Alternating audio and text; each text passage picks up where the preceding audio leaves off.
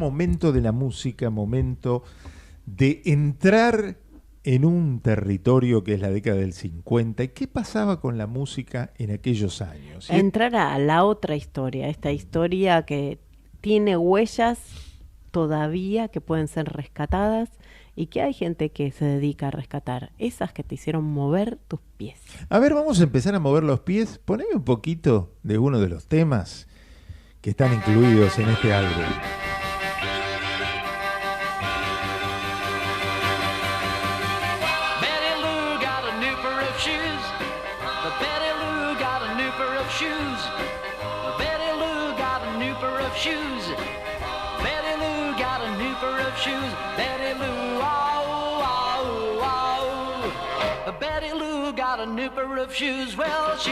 Eddie Pequenino, él es Eddie Pequenino, su conjunto y los Hi-Fis hacían Betty Lou tiene un nuevo par de zapatos. Poneme un poco la tapa, a ver cómo es la tapa del disco para verla. Ritmos para tus pies.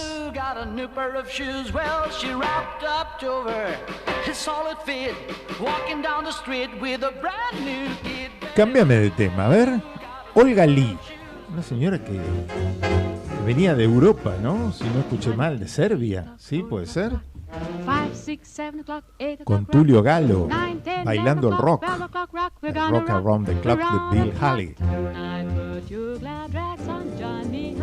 Have some fun when the clock strikes one. We're gonna rock around the clock tonight. We're gonna rock till broad daylight. We're gonna rock around the clock tonight.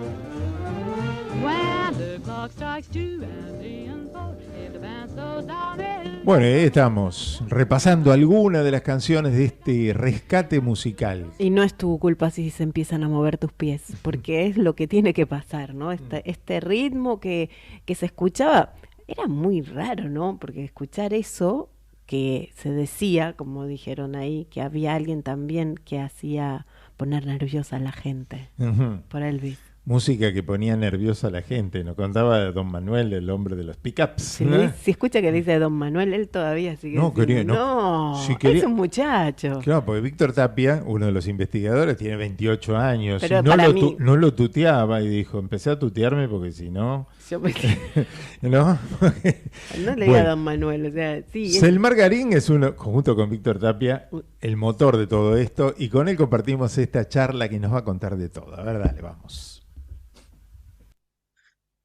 Bien, y aquí estamos en la otra agenda hablando de música. La música siempre es protagonista en nuestro programa por distintos motivos, por las producciones que hacemos, porque siempre las cortinas de nuestro programa tienen que ver con alguna efeméride del día.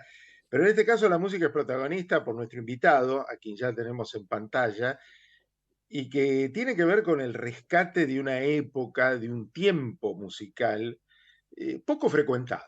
Porque cuando hablamos del rock nacional, por ejemplo, siempre metemos a la balsa como la referencia, y si nos vamos un poquito más atrás, nos vamos a Los Gatos Salvajes por el año 65, pero hay un antes, que este señor, junto con otros investigadores, ya nos va a presentar, se encargó de rescatar y de transformar en disco.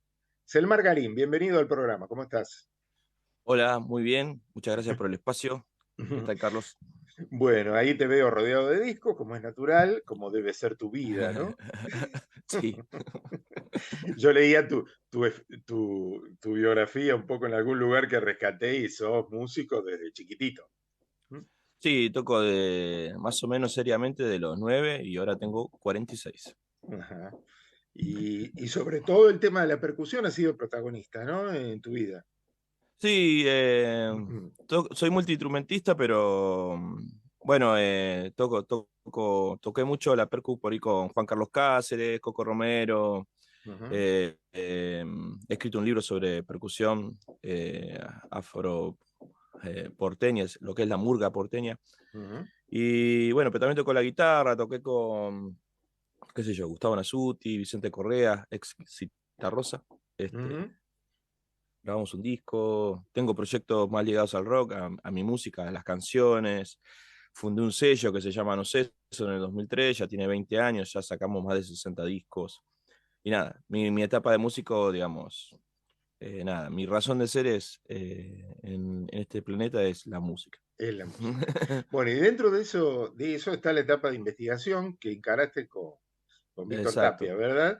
De tomar una época del rock que existía en la Argentina previa a esta que yo mencionaba, a lo que fue Claro. la explosión del rock nacional, que tampoco fue explosión porque fue muy subterránea en el comienzo, en algunos segmentos, muy poca gente, digamos, masivamente lo conocía también, pero estamos antes. Y este disco que editaron rescata esta época 56-58. Claro. ¿Qué había ahí? A ver, contame. Pues yo la verdad no había nacido, yo soy más grande que vos, pero todavía, en esa época todavía no estaba. Bueno, primeramente que el término rock nacional es un término que se puso de moda en la época de las Malvinas, impuesto por el gobierno militar de ese momento, aprovechando la guerra para empezar a pasar música que siempre habían prohibido. O sea, hasta esa época el rock era marginal. O sea, marginal casi no estaba en las radios. Pero bueno, y hablando de los 60, estos discos incluso vendieron mucho más que algunos discos que se los pone en la historiografía como grandes éxitos de venta, entonces por eso empieza ahí.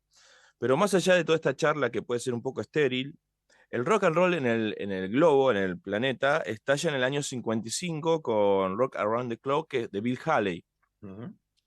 Pero eso pasó a nivel mundial, es como la música que necesitaban los jóvenes y si analizás país por país, pasaban los mismos problemas, o sea, una gran un gran difusor del rock fue el cine a través de una de las películas que se llama Semilla de Maldad, que no sé si la viste.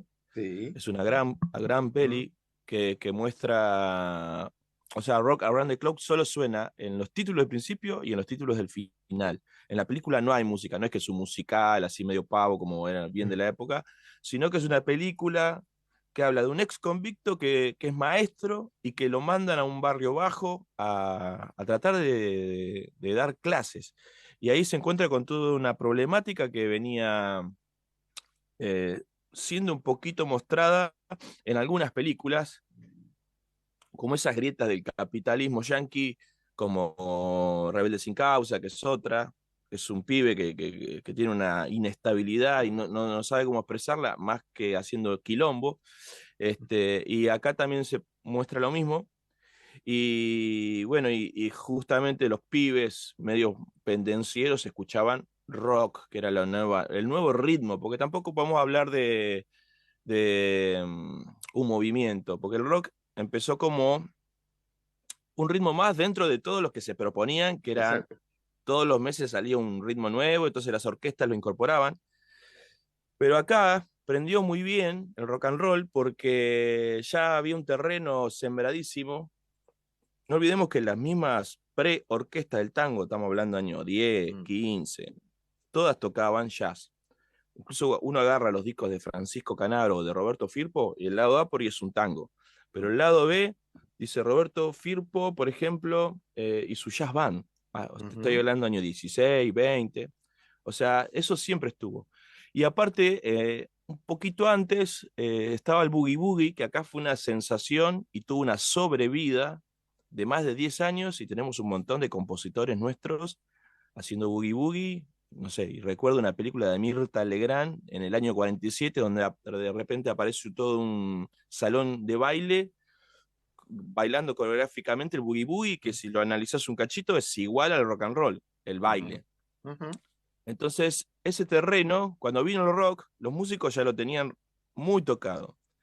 Y quizás seamos el primer país que tenga ya un rock en castellano, de autor y bilingüe a la vez, porque está el rock con leche, que con eso arranca el disco, que es de Mostrar el disco, a Delford. ver, mostranos el disco. Bien, el disco, Ritmos para tus pies. Ahí está. Ahí está. la tapa está influenciada de otra tapa que es de época. Yo saqué acá ves los labels, son todos de discos de pasta, o sea, shellac, como se dice en Estados Unidos, 78 revoluciones por minuto. O sea, no son vinilos como los discos Del los 33, digamos. LPs, Ajá. claro, los 33. O sea, es todo de 78, excepto hay 2 temas que están sacados de singles y son todos de este periodo. Y por eso el disco rescata también como una cuestión más orquestal. O sea, no, Ujú. todavía no hay bandas, todavía no hay tantos solistas, casi todos son orquestas de jazz, orquestas características, que nada, que en los bailes, en los conciertos de barrio, viste que estaba la típica y la jazz, que se nombra siempre, pero bueno, estaba la orquesta característica, muy ninguneada también en la historia, pero eran grandes músicos. A ver, por Y ejemplo, bueno, yo vi que hay uno que recuerdo mucho, porque después tuvo una etapa muy popular cuando yo era sí, chico, que fue cuando estaba en los programas de Feliz Domingo en televisión, que era el ah, señor Eddie Pequenino, ¿no? Que era un gran músico. claro. ¿Mm? Bueno, Eddie Pequenino era un músico de jazz extraordinario Claro. y es muy importante en este periodo. ¿Por Ujú. qué? Porque fue el primer tipo que tiene primero un grupo, estamos hablando que casi todos eran orquestas, y aparte, el que lo hace grabar son 2 personas importantísimas en nuestra historia musical, que una es Waldo de los Ríos y el otro es Lalo Schifrin. Ujú. Él venía tocando jazz, swing, Dixieland, ese palo, y hace unas primeras grabaciones en Rosario, en un sello que se llama Embassy, como Eddie Pequenino y sus rockers. De esa época ha incluido un tema que aparte es composición propia, no de él, sino no me acuerdo si era el pianista. Ujú. Está todo, aparte, el disco viene detalladamente viene con 2 inserts, con una investigación de Elisa Edizione, que es musicóloga, la investigación de Víctor Tapia, viene con fotos inéditas o poco difundidas, Ujú. y bueno, y todo track por track comentado por mí, y viene uno en inglés y otro en castellano. Qué bueno, Así qué que la bueno. data, toda esta que estoy replicando más o menos, acordándome, está ahí contada con fechas exactas. Pero bueno, siguiendo con el pequeñino, está 3 veces en el disco, perdón, 2 veces. Él después grabó Mr. Roll y sus Rockers, donde grabó casi todo el repertorio de Bill Haley. Eso es gracias a Waldo Los Ríos, lo mete en Columbia, que es un sello de los más importantes. Y después inventa otro grupo, que es Eddie Pequeñín y sus Rockers, Ujú. y va al sello Orfeo, que de ahí también se compila y se hace un LP, que quizás sea también el primer LP del rock de acá. Y ya esa música grabada ya tiene una producción de efectos, de ecos. Hay un coro fantástico que se llamaban los hi-fi, que no tenemos mucha data, pero los arreglos, cómo toca, la verdad, también el disco demuestra el nivel de músicos que teníamos, ¿no? O sea, Ujú. en esa época no hay que tocaban más o menos, eran todos músicos idóneos en estilo, hay solos espectaculares, Ujú. arreglos espectaculares, la verdad que para sentirse orgulloso. Está muy bien. Veo que es volumen uno, o sea, ¿cuántos van a ser en total? Mira, depende cómo nos vaya con este.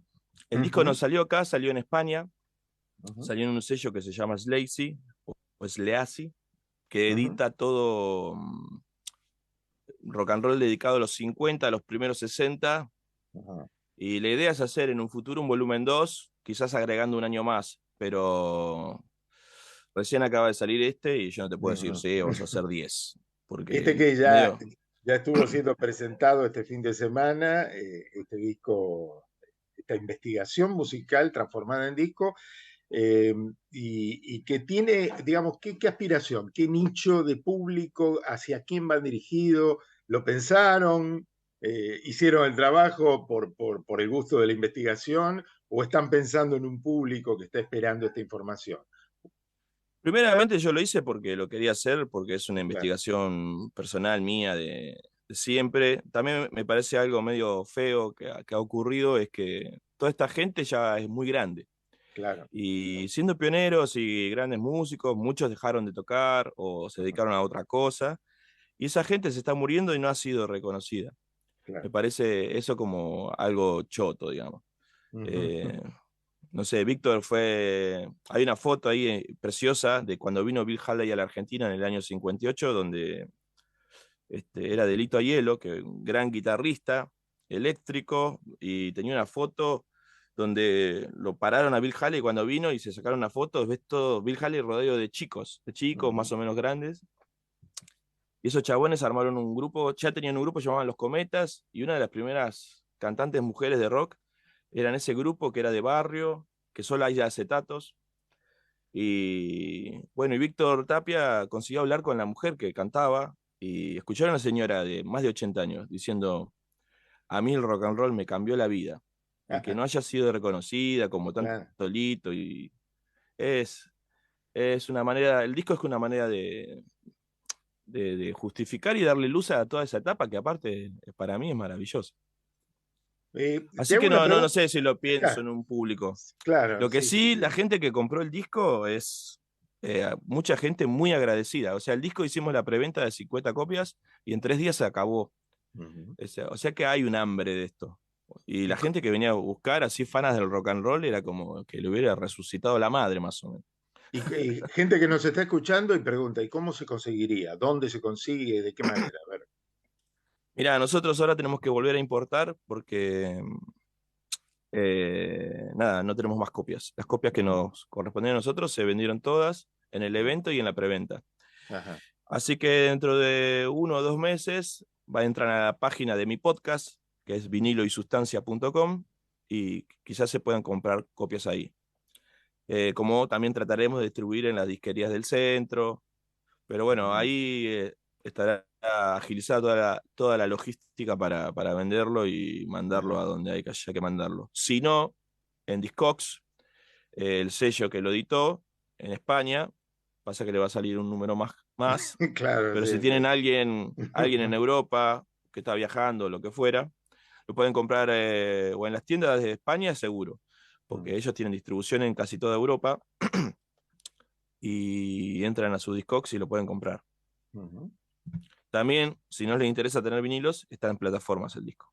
¿En plataformas está? Ajá. Sí, está. En, ¿Sí? disco, en Spotify, digo, y YouTube y todo eso está. Ahí está subido. Bueno, lo encontramos en Spotify y eso es importante también. Sí. A ver, con respecto a la última inquietud que tengo, Selmar, sí. ¿tenés idea de qué sintieron estos músicos que hicieron este rock and roll de los 50 con la irrupción del rock que vino después en los 60 y los 70 en la Argentina? Así como uno podría imaginar, Juan, qué sentirán los músicos que hicieron después el llamado rock nacional con estos predecesores, ¿no? Me imagino que se habrán inspirado muchos de ellos en estos grandes, ¿no? Y sí, mirá, los Beatles, los Rolling Stones, todos los grandes, digamos, ingleses o los mismos estadounidenses, no olvidemos el rock, es una música negra, mixada con influencias folclóricas, digamos, blancas, pero no sé, los Beatles no negaban a Buddy Holly, ni a Elvis, viste, ni a Johnny Cash, ni Jim Vincent, incluso los imitaban. Los Stones lo mismo, por decir de los grupos más reconocidos. Pero acá sí pasó eso, que toda esa etapa... Entiendo también que hay una cuestión natural de que vos tenés 15 años y no querés parecerte a tu papá. Entonces es como que una generación nueva se carga a la otra. Y eso hizo generar muchas... No sé, en el 70 también se armó como un nicho periodístico que entiendo, para la época quizás era necesario.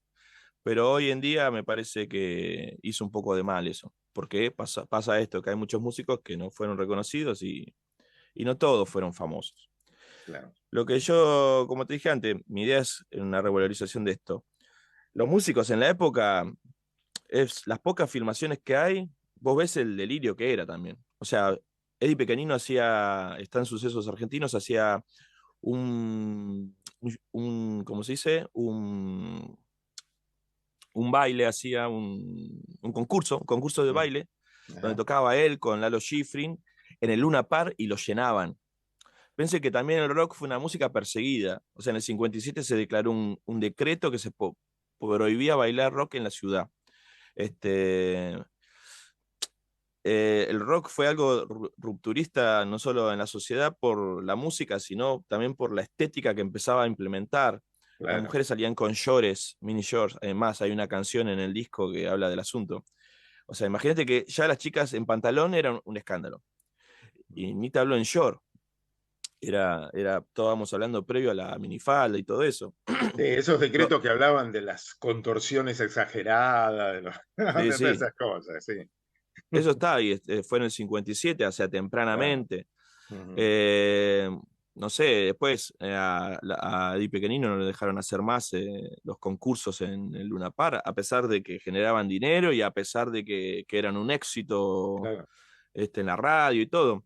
O sea que, no sé, a Billy Cafaro, los tangueros, que él fue quizás el primer ídolo popular así de la juventud teenager de Argentina en el año 59, y medio que los tangueros le cagaron la carrera. O sea, fue gente tildada, primero que tuvieron todos estos problemas, y después tildada de grasa, ¿viste? Como de Claro. berreta, a pesar que Billy Cafaro era primo de los hermanos Espósito, ¿viste? Nada más y nada menos.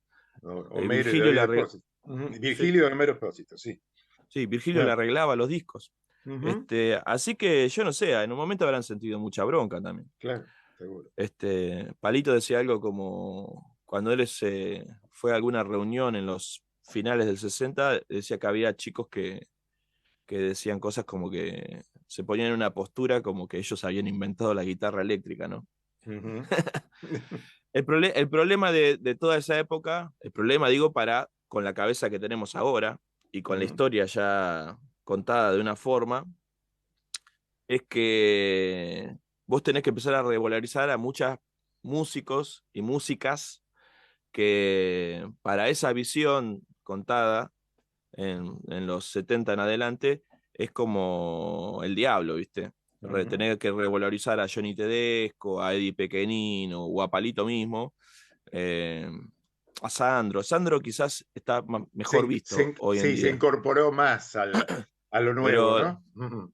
Pero hablas de Pequenino, primero que ni lo conocen, o hablar de Palito, no toda su carrera, sino X momentos, entras en un terreno fangoso donde, nada, hay mucha gente que es así súper militante del rock, sobre todo de los 70, que se pone violenta, realmente. Claro.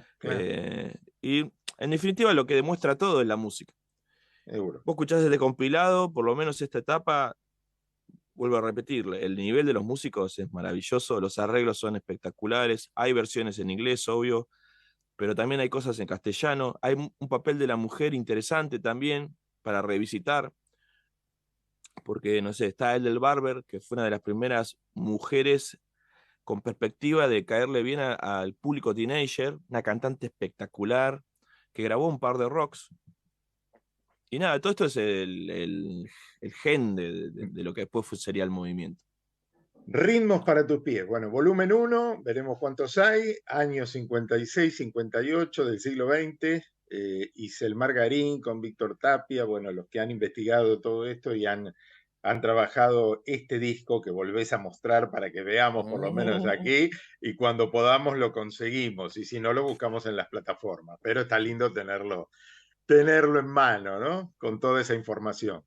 Y está esta data bien contada. El audio también es muy bueno.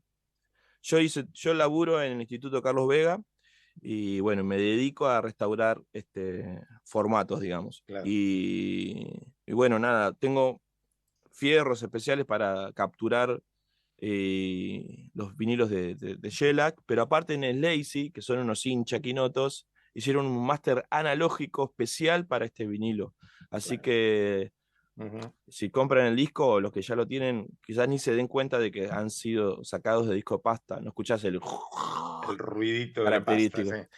Sí. Selmar, te mandamos un abrazo enorme desde la otra agenda, todo el equipo. Gracias por esta lección de música que nos diste. Muchas gracias por el espacio. Chao, que sigas muy bien. Abrazo. Hasta luego. Bueno, ahí estábamos charlando con Selmar Garín y este disco. Seguimos poniendo un poquito de música ahí de fondo, de todo lo que nombró. En este día de la radio, donde la radio acompañaba, ¿no? Claro. Radio Splendid. Ahí está Osvaldo Norton y su orquesta con Hound Dog o Perro Feroz. Radio El Mundo, ¿no? Esas radios que ponían un poquito esta canción y ahí había una gira para todas las provincias. Ahí nombró el Instituto Carlos Vega, en el cual trabaja Selmar, y también la historiadora que trabajó y que estuvo ayer en la presentación, Lisa Diccione. Realmente un lugar para visitar, porque lo que hizo este señor Vega en la década del 30 fue espectacular. De ahí más, recogía y grababa a todos los músicos argentinos de todo el país. Iba y los grababa. En diferentes soportes. En diferentes soportes y recogía y sistematizaba toda esa información, ¿no?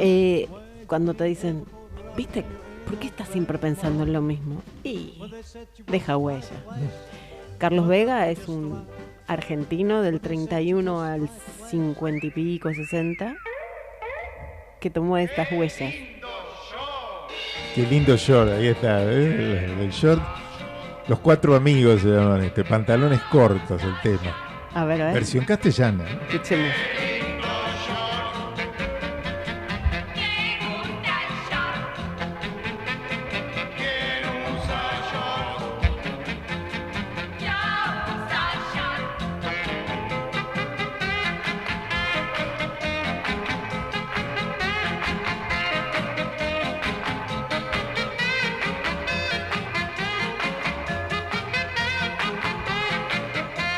Y ahí estamos compartiendo, para los que nos ven en las redes, ahí está Víctor Tapia con Alejandra Zúcoli. Ese hombre no es del pasado. Es del pasado. Es un petitero. Ahí están todos los que hicieron la presentación. Ahí está Carlos Rodríguez Ares, está Manuel. Y ahí estoy con Selmar también, que estuvo pasando música, ¿no? Pasó música toda la noche. Bueno, un lindo momento musical para compartir con ustedes y con esta experiencia de este ritmo para tus pies, ritmos para tus pies. Esta experiencia de reconocimiento, de revalorización de esto, ¿no? Que los argentinos, como decían, hacíamos. Era un ritmo que empezaba a cambiar la historia de los adolescentes, que se movían y se movían, saliéndonos de estas estructuras rígidas de quédate quieto, de toma distancia, de el silencio, porque es el otro el que habla. Y creo que fue la primera vez, como dicen muy bien, gracias a un medio de entretenimiento, que es el cine, que pudieron sobrevivir a una música que, a pesar del tiempo y de las no copias, sigue dejando huellas. ¿Cuántas músicas, ¿no? Cuánto arte perdido, pero bueno, con lo que vamos encontrando, podemos saber que en el movimiento está el placer de vivir. Nos vamos a hacer la pausa. Allí estamos. Ahí estoy. Me saqué una foto con Carlos. Con Carlos Rodríguez. Le dije, gracias por escuchar ese cassette. Sí. En el descubridor de Soda Stereo. Él escucha, él estaban ahí, esos tres chicos, porque lo interesante es cuando alguien no lo conoce, es encontrar lo que sí va a ser éxito. Y era tan raro como el rock lo fue en su momento. Justo en el día en que cumple años también el lanzamiento del primer álbum de Soda Stereo. Así que todo está enlazado. Qué lindo día. Hacemos la última pausa y nos queda un rato hasta la 1 del mediodía.